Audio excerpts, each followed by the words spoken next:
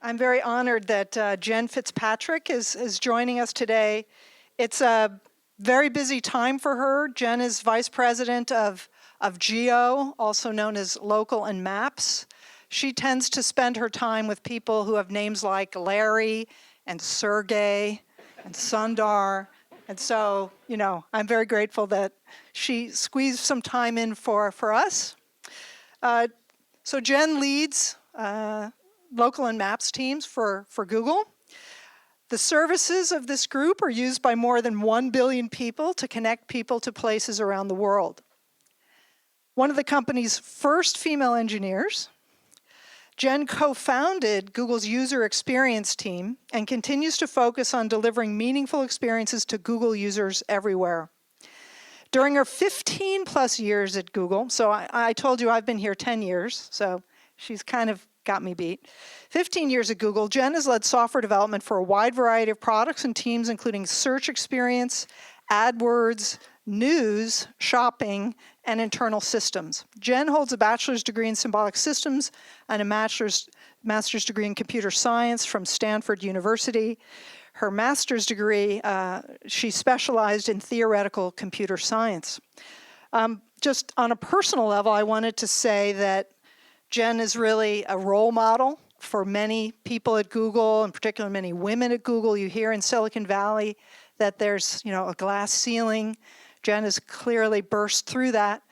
And the other thing that I have found really refreshing about working with Jen is she always pressures us to not be obsessed about the technology that we're building, but to be obsessed about the use cases, the people, the users that we're building for. She's completely unimpressed if you come in and say, hey, we have this cool new radar thing. She'll be like, why should I care, right?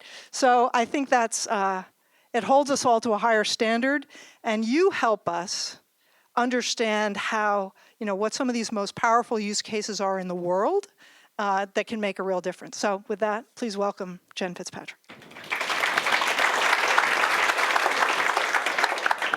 Thanks, Rebecca. I'm thrilled to be here today and would like to take the short time we've got together to share a few thoughts about Google overall, about some of the things we're up to in Geo at Google these days, and a little bit of how it relates to some of the many things that I know you all are so passionate about and are here to spend this week digging further into. So, as Rebecca said, I've been here at Google for quite a long time. In fact, that's me back in my summer intern days when I first started at Google, so I've been at the company a long time. I've gotten to see a lot of growth and evolution, which has been fascinating and a lot of fun. But one of the things that I learned pretty much on my first day on the job at Google was that this was a company that took the concept of thinking big really seriously, and what's been fascinating and dare I say almost addictive about my work at Google over the years has been that as a company, the problems we tackle, the solutions that we enable out there in the world for people, for users everywhere, are based on fundamental principles of what you can do with technology, but always geared at thinking about the question of how can we use technology to make the world a better place?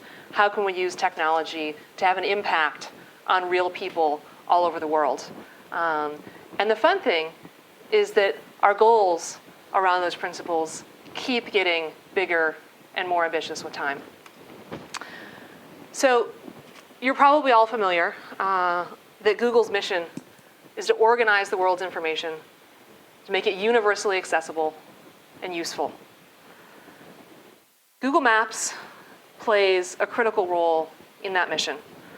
Roughly 1 in 5 searches that people bring to Google every day are based on location in some form, right? Particularly in today's world where all of us carry a mobile device with us in our pockets all the time. People have more and more information needs related to the world out there. And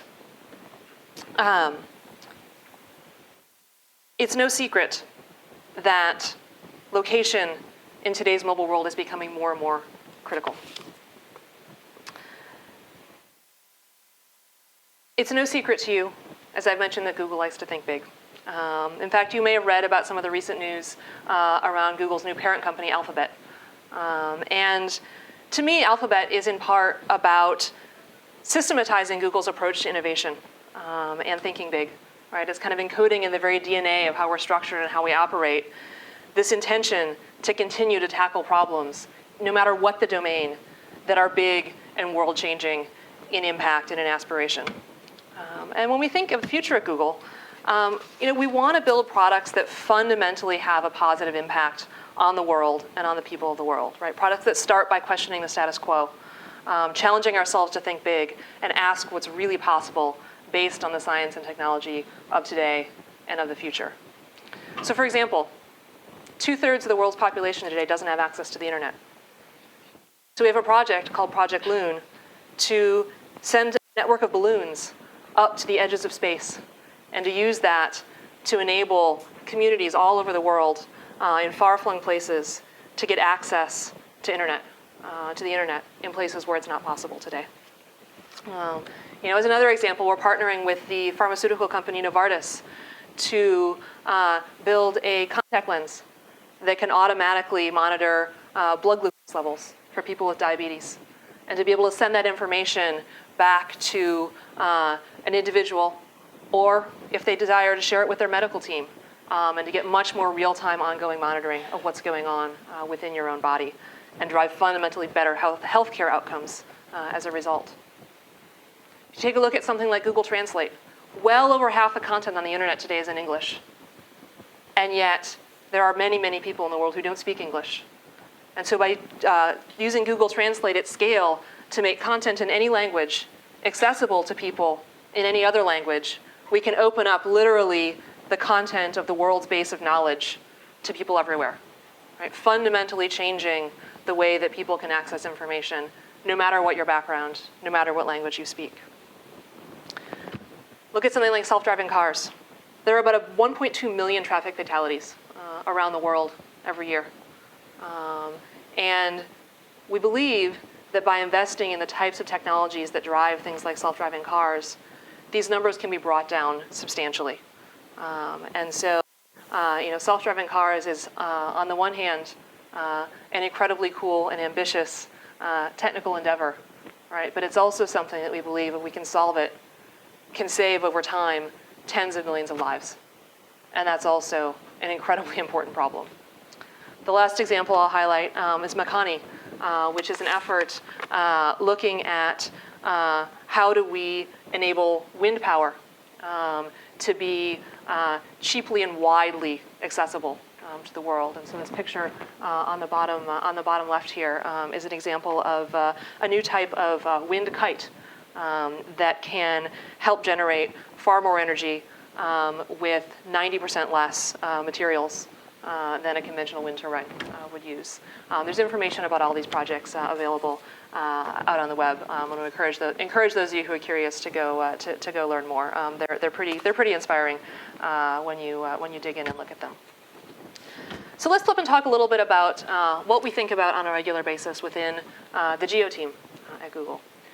We spend a lot of time talking about our core mission as helping people navigate and explore the real world wherever they are. And as Rebecca mentioned, we've got a little bit over 1 billion users who interact with our various products on a regular basis. One of the things that's fun about working on a product, sort of like Maps or Google's local search, is the fact that it literally touches the entire world. A few fun facts. We see over 1 billion kilometers worth of transportation results every day on Maps.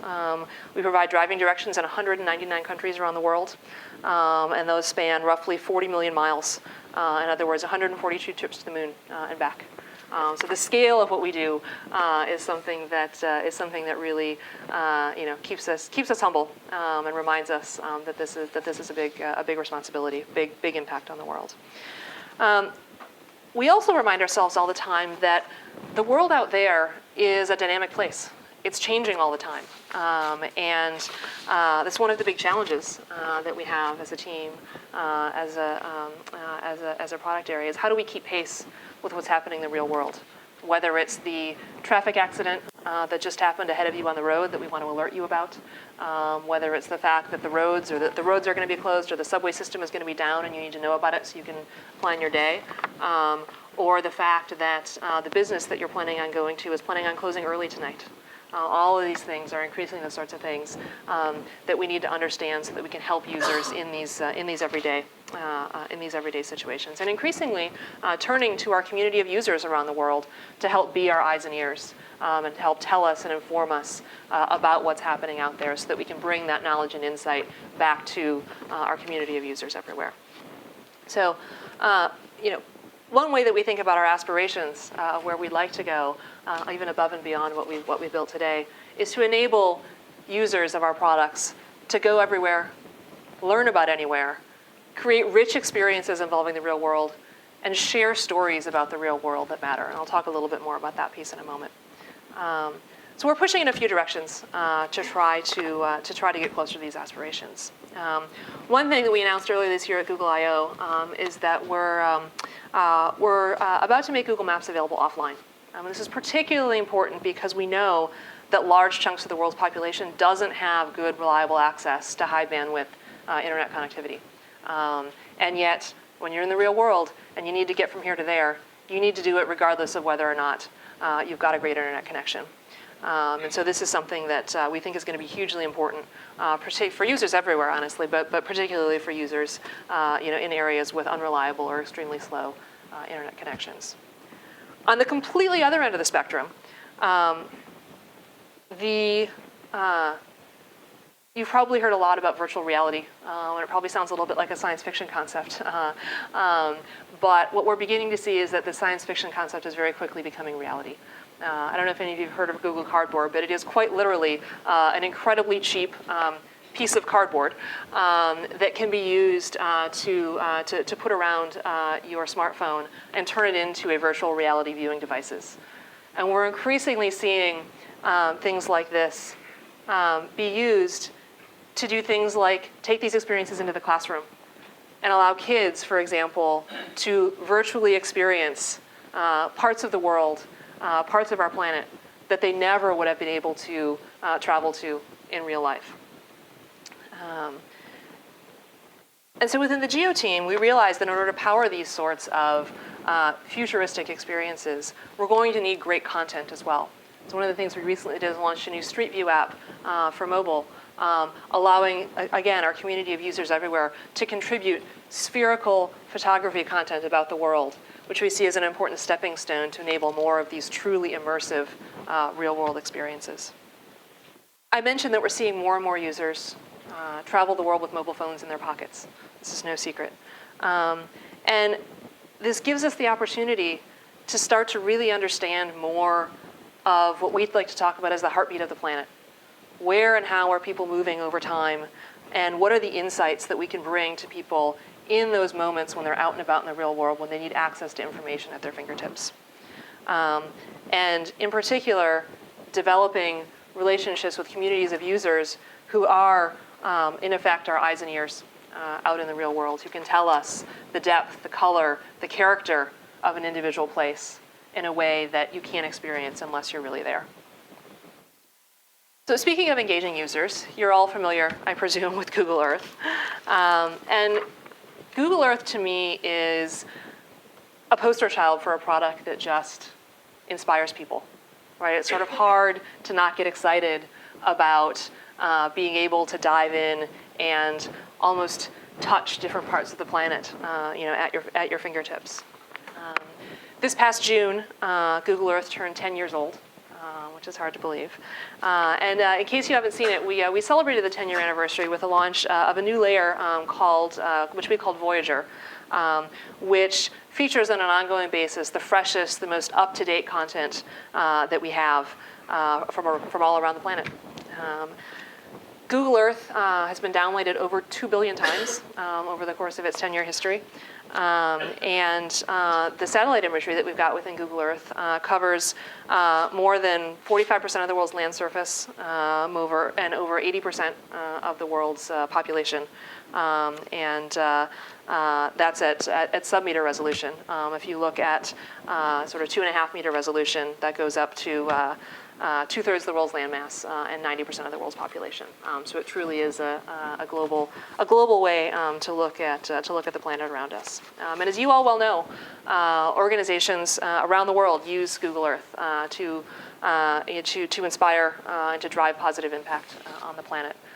Including environmental groups, humanitarian groups, educational groups, the news media, and the list goes on and on. To give you one example, the Halo Trust has done a lot of work to remove landmines and other debris from war, from some of the most impoverished and war-torn areas within the world. And over time, Google's imagery has really become a cornerstone of a lot of how they operate. So for today, they still do occasionally go in the field to do some reconnaissance, but more and more, they'll use maps and imagery from their offices to do things like survey the land, identify high-risk areas, and to track the progress that they're making over time.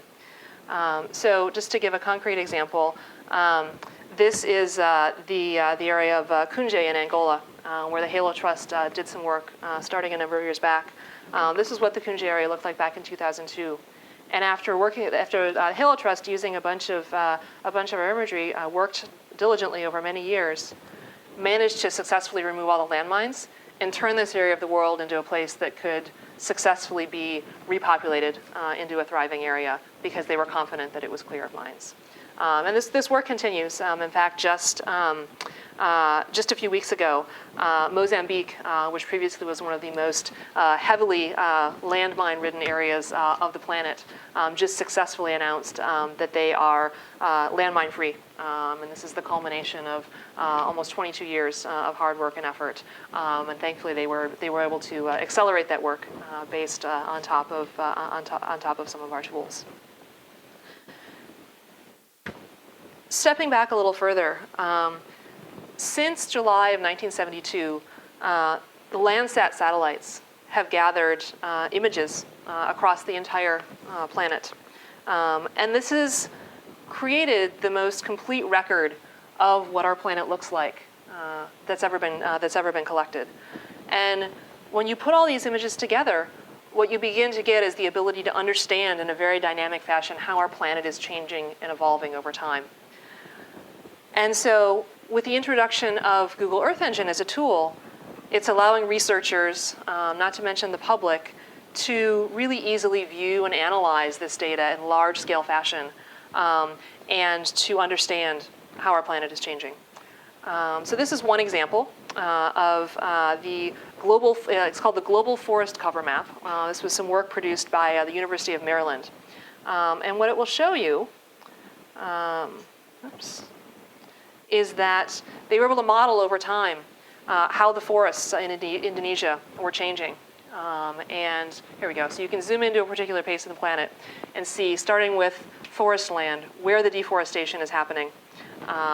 And you can see in this particular case it was happening at quite a rapid rate. But the power of being able to depict this visually has been really, really important to driving, one, an understanding of the scale of the problem, and two, starting to lead to more public attention and potentially policy changes on the issue as well. We have lots of powerful tools at our disposal. Understanding the nature and character of the planet and having imagery to understand how it changes over time is a powerful set of tools. What we want to do with those tools is really partner with researchers, scientists, organizations, thought leaders like yourselves to help tell better stories about the planet, to help spark deeper and better understanding of the world around us. And we'd love to have all of you join us in this quest. We hope that you're all able to leverage your own data to better tell stories about the aspects of our planet and the real world that you care most about, that you're able to tell us where we've got gaps in our existing understanding of the world, places where we need to better model and understand the world around us, and the ways in which our tools can continue to evolve to make it better and easier to do these sorts of important work. So with that, thank you for spending your week with us here at Google. We hope that it's educational. We hope that you sneak in a little bit of fun around the edges, and we hope that you all manage to leave inspired to find ways to have an even bigger impact on the world around us. So thank you, everybody.